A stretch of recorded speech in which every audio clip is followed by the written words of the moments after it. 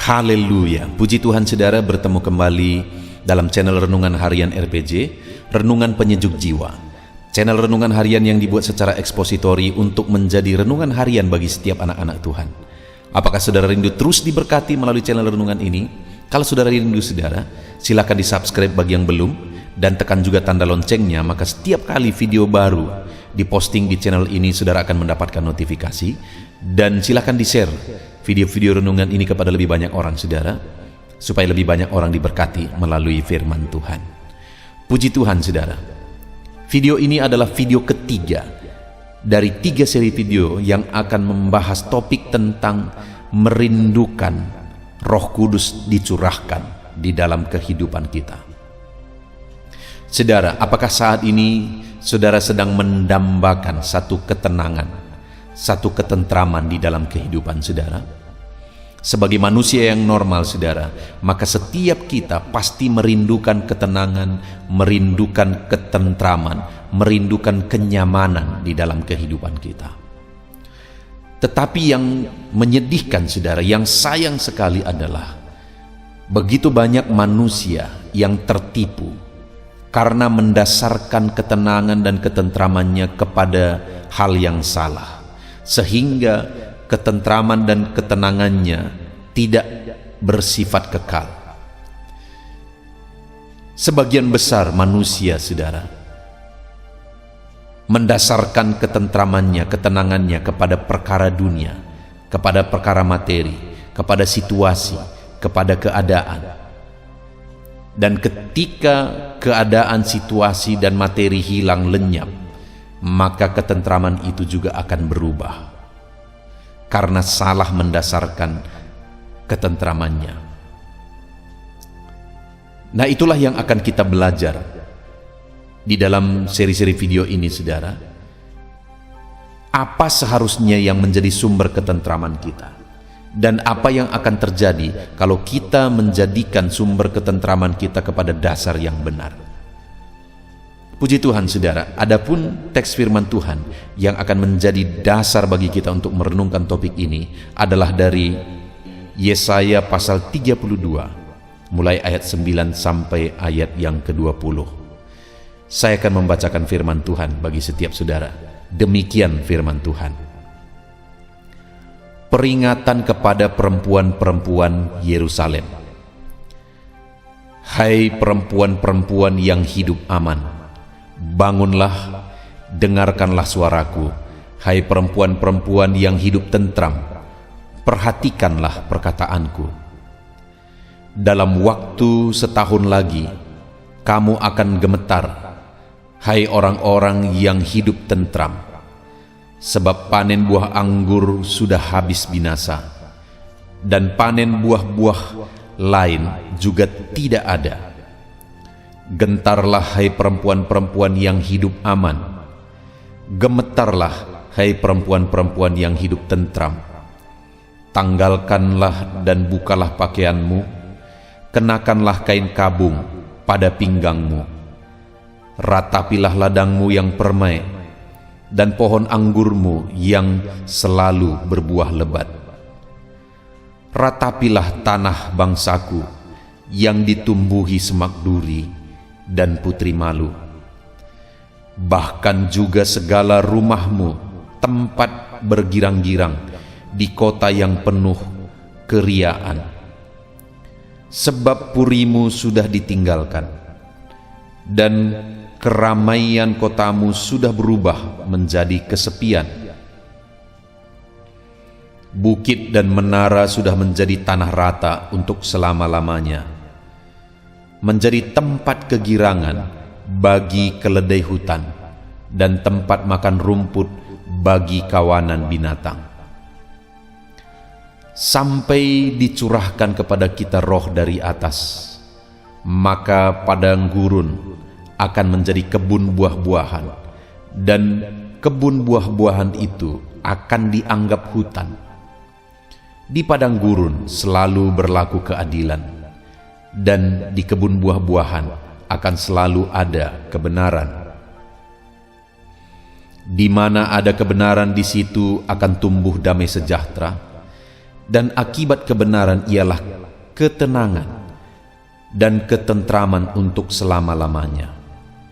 Bangsaku akan diam di tempat yang damai, di tempat tinggal yang tentram, di tempat peristirahatan yang aman. Hutan akan runtuh seluruhnya, dan kota akan direndahkan serendah-rendahnya.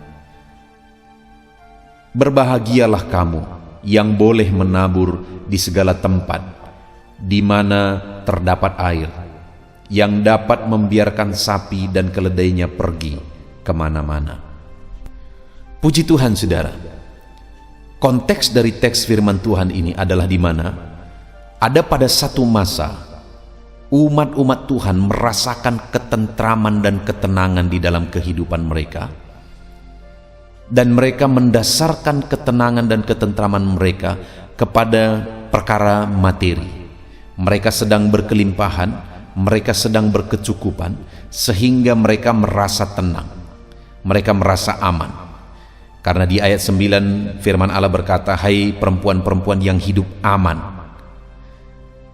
bangunlah, dengarkanlah suaraku, hai anak-anak perempuan yang hidup tentram." Jadi mereka sedang merasa aman, sedang merasa tentram. Kenapa, saudara? Ayat 12, "Ratapilah ladangmu yang permai dan pohon anggurmu yang selalu berbuah lebat." Jadi ladang mereka permai dan pohon anggur mereka berbuah lebat, mereka berkelimpahan, sehingga mereka merasa aman, merasa tentram, merasa damai. Tetapi hal yang unik di sini, saudara, adalah di mana saat mereka merasa aman, merasa tentram oleh karena kecukupan materi, di sana malah firman Allah menegaskan kepada mereka supaya mereka gemetar. Di mana di ayat 11 dikatakan, "Gemetarlah hai perempuan-perempuan yang hidup aman, gentarlah hai perempuan-perempuan yang hidup tentram." Jadi mereka disuruh untuk gemetar dan gentar, padahal mereka sedang ada dalam keadaan nyaman. Bahkan di ayat 12 tadi dikatakan, "Ratapilah ladangmu yang permai." Jadi mereka malah disuruh meratap saat segala sesuatunya baik-baik, saat segala sesuatunya berkelimpahan. Kenapa, saudara? Karena ayat 10 dikatakan, "Dalam waktu setahun lebih kamu akan gemetar, hai orang-orang yang hidup tentram, sebab panen buah anggur sudah habis binasa, dan panen buah-buahan lain juga tidak ada lagi." Artinya apa, saudara? Perkara-perkara kelimpahan materi semuanya akan lenyap, semuanya bersifat sementara. Jadi mereka salah ketika mereka mendasarkan ketentraman mereka kepada perkara-perkara materi, karena semuanya akan lenyap. Itu sebabnya firman Tuhan berkata supaya mereka meratap, supaya mereka gemetar. Sampai kapan, saudara? Di ayat 15 dikatakan, "Sampai dicurahkan roh dari atas." Jadi mereka disuruh meratap sampai dicurahkan kepada mereka roh Tuhan dari atas.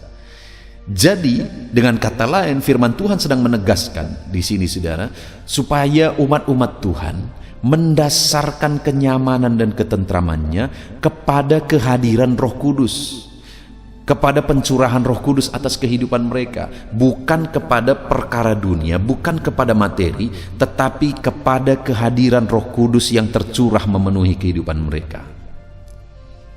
Saat ini, saudara, apa yang menjadi dasar dari ketentraman saudara? Apakah saudara merasa tentram oleh karena perkara dunia, oleh karena materi, oleh karena situasi dan kondisi? Kalau itu yang menjadi dasar ketentraman saudara, saudara sedang mengalami ketentraman yang palsu. Dan firman Allah menegaskan bahwa semuanya bisa lenyap dengan seketika. Dan kemudian juga firman Allah menegaskan supaya kalau itu yang menjadi dasar ketentraman kita, kita disuruh dan diperintahkan untuk gemetar dan meratap sampai dicurahkan roh Allah, sehingga yang menjadi sumber ketentraman kita bukan lagi perkara dunia, tetapi kehadiran roh Allah. Dan di dalam 3 seri video ini, saudara, kita belajar apa yang akan terjadi kalau seorang anak Tuhan menjadikan Roh Kudus yang menjadi sumber ketentramannya. Di video pertama kita sudah belajar, saudara, di mana ayat 15 tadi dikatakan sampai dicurahkan kepada kita roh dari atas. Maka apa yang akan terjadi kalau roh Allah dicurahkan? Padang gurun akan menjadi kebun buah-buahan, dan kebun buah-buahan itu akan dianggap hutan. Artinya apa? Kalau Roh Kudus dicurahkan, maka dengan otomatis situasi akan diubah oleh Roh Kudus. Padang gurun, keadaan yang tidak baik, malah akan diubah menjadi kebun buah-buahan ketika Roh Kudus dicurahkan. Atau dengan kata lain, saudara, saat Roh Kudus dicurahkan dalam hidup kita dan kita mendasarkan ketentraman kita kepada Roh Kudus, maka secara otomatis keadaan akan berubah menjadi lebih baik, sehingga kita juga akan semakin mengalami ketentraman sebenarnya oleh karena keadaan yang baik. Tapi bukan lagi itu yang menjadi sumber ketentraman kita, tetapi kehadiran Roh Kudus. Lalu yang kedua, kita sudah belajar di video kedua, di mana dikatakan di ayat 16, di padang gurun selalu akan berlaku keadilan, dan di kebun buah-buahan akan tetap ada kebenaran. Artinya apa, saudara? Bahwa di padang gurun atau keadaan yang kurang baik, di sana akan berlaku keadilan, dan di kebun buah-buahan keadaan yang baik berkelimpahan, di sana ada kebenaran. Artinya apa? Saat keadaan baik tidak baik, kalau Roh Kudus yang menjadi dasar ketentraman, maka Roh Kudus akan memampukan seorang anak Tuhan untuk tetap berlaku benar, hidup adil, sekalipun keadaan baik maupun keadaan tidak baik. Artinya Roh Kudus memampukan orang tersebut bertindak benar dalam segala keadaan, maka dengan demikian dia akan selalu mengalami ketentraman yang sejati. Kemudian yang terakhir di video ketiga ini, saudara, kita belajar hal ketiga yang akan terjadi, di mana ayat 17 dikatakan, di mana ada kebenaran di situ akan tumbuh damai sejahtera, dan akibat kebenaran ialah ketenangan dan ketentraman untuk selama-lamanya. Kembali ditegaskan di sini, saudara, bahwa di mana ada kebenaran, di situ tumbuh damai sejahtera. Dan damai sejahtera kali ini adalah damai sejahtera yang sejati yang dikerjakan oleh Roh Kudus. Dan akibat kebenaran ialah ketentraman dan ketentraman untuk selama-lamanya.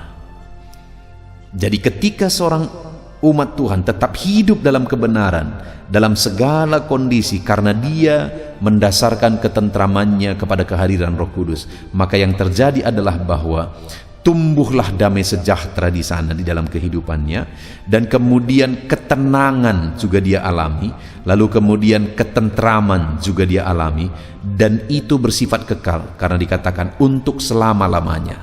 Sedangkan ketentraman yang bersumber dari perkara materi tadi lenyap dengan seketika, ada waktunya hilang lenyap, tetapi ketentraman yang disebabkan oleh karena kehadiran Roh Kudus, ketentraman itu bersifat kekal dan bertahan untuk selama-lamanya. Ketentraman seperti apa yang saudara cari dalam kehidupan saudara?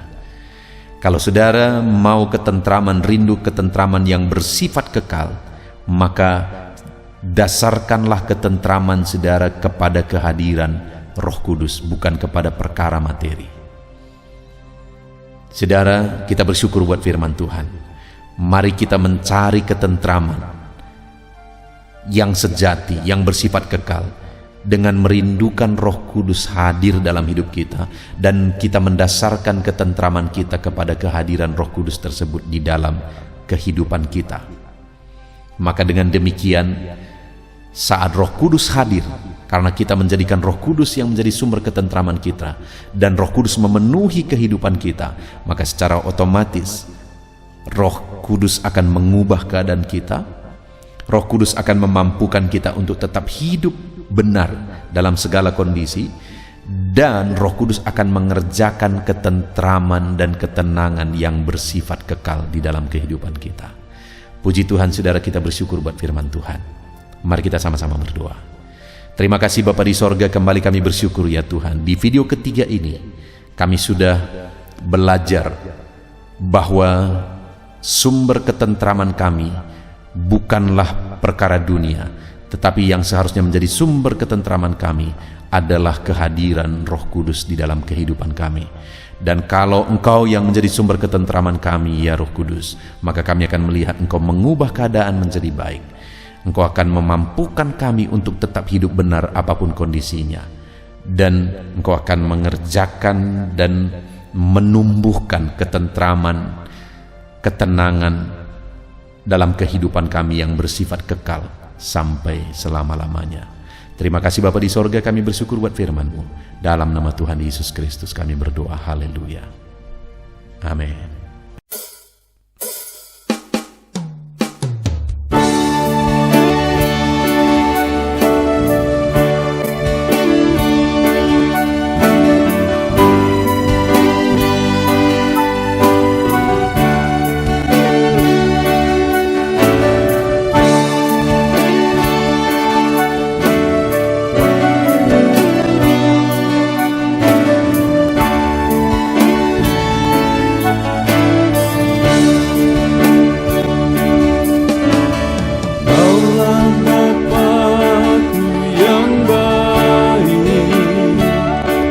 Sungguh tiada yang seperti Engkau, bersyukur